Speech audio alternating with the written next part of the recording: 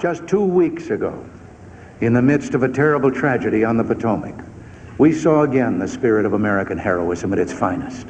The heroism of dedicated rescue workers saving crash victims from icy waters.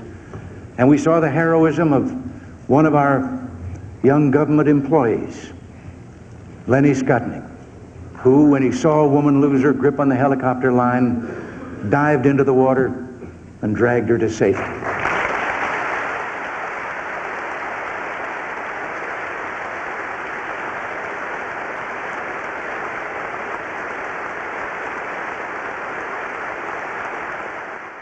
A person like Father Ritter is always there.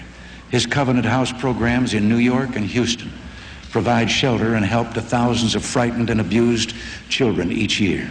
Barbara Proctor, Carlos Perez, and Jeremiah Denton. Just 10 years from the time she left Vietnam, she will graduate from the United States Military Academy at West Point. Mother Hale, Richard Cavoli, 12-year-old Tyrone Ford, 13-year-old Shelby Butler, Trevor Farrell. Kathy Blackwell of Massachusetts wrote me about what can happen when the economy slows down.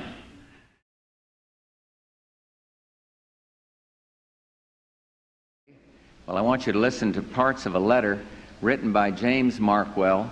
A few days after the war began, I received a telegram from Joanne Spiker, the wife of the first pilot killed in the Gulf, Lieutenant Commander Scott Spiker. I want to finish up here by pointing out some folks that are up with the First Lady that represents what I'm trying to talk about. Citizens.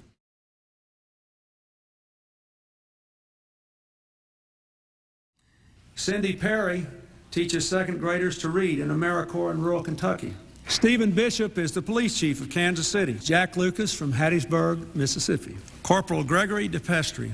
Detective Kevin Jett, my good friend Tony Campolo in Philadelphia. Richard Dean. Lucius Wright, Sergeant Jennifer Rogers. With us tonight is Dr. Kristen Zarfos, Kristen Tanner and Chris Getzler, Elaine Kinslow of Indianapolis, Indiana, Army Sergeant Michael Tolbert, Lynn Gibson and Wenling Chestnut, Captain Jeff Tolliver, Suzanne Wilson of Jonesboro, Arkansas, Carlos Rosas of St. Paul, Minnesota, Tom Mauser, stand up, Captain John Cherry. With us tonight, representing many American families, are Stephen and Josefina Ramos.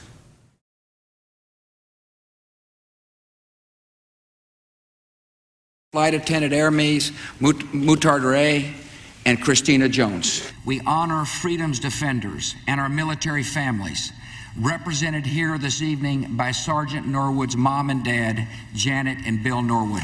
Staff Sergeant Dan Clay's wife, Lisa, and his mom and dad, Sarah, Joe, and Bud, are with us this evening. Julie Eigner Clark, Leslie Autry, Tommy Riemann. I think of Leonard Abbas. I think about Tashea Bethea.